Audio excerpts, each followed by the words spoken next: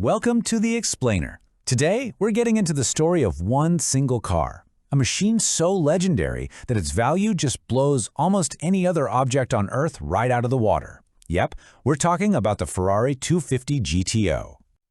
So let's just start with this number right here. In 2018, this figure made headlines all over the world. A 1963 Ferrari 250 GTO sold in a private sale for a reported $70 million. That set a new, mind-boggling record for the most expensive car ever sold. And look, this isn't just hype.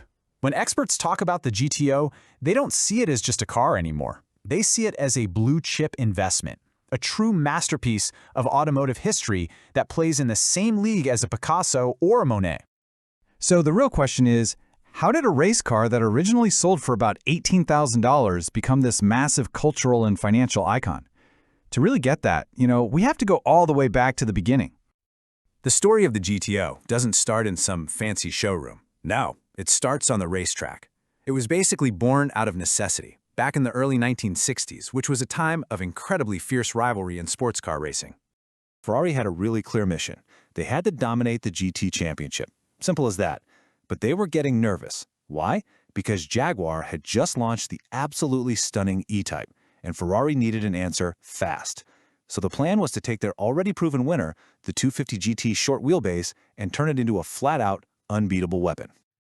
The car's creation was a whole drama in itself. The chief engineer, Giotto Bizzarini, he started the project with this rough, kinda ugly, but really effective prototype they called Il Mostro, the monster. But then, after a famous walkout where a bunch of key staff just up and left Ferrari, it fell to the legendary coach builder Sergio Scaglietti to sculpt that raw form into the beautiful shape we know today. And then Mauro Forghieri came in to get the car totally dialed in for the track. And at its heart, was Ferrari's masterpiece, the Colombo V12 engine. This thing was a direct descendant of the engine used in the Le Mans-winning Testarossa. With a dry sump that let it sit super low in the chassis and 6 massive Weber carburetors on top, it was the reliable 300 horsepower soul of a champion. And that amazing combination of engineering and pure artistry, well, it was devastatingly effective on the track. The GTO wasn't just built to compete, it was built to absolutely conquer.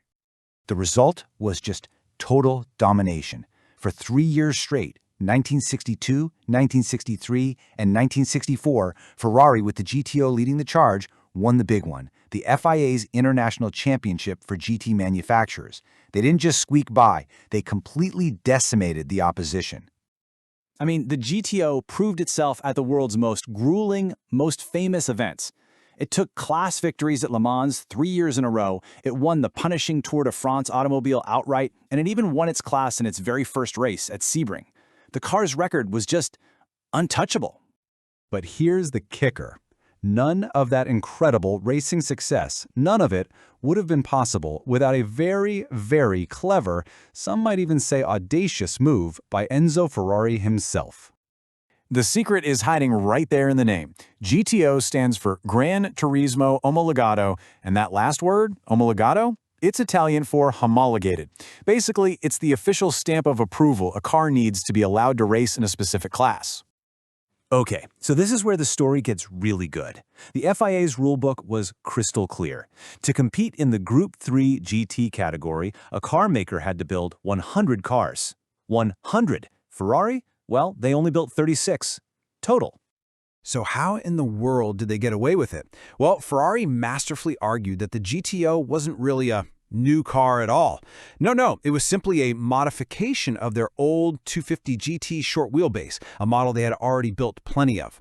The FIA actually bought the argument, and just like that, the GTO was cleared to race. It secured its legendary status before it ever turned a wheel in anger. So you've got this incredible story of total racing dominance, and you combine it with this almost mythical origin story. What do you get? You get this potent mix that created the perfect storm for the ultimate collector's car. When you really break it down, it's like a 4-part formula. First, you have an untouchable racing history. Second, a design that pretty much everyone agrees is one of the most beautiful ever made. Third, extreme rarity. All 36 cars are still around and accounted for.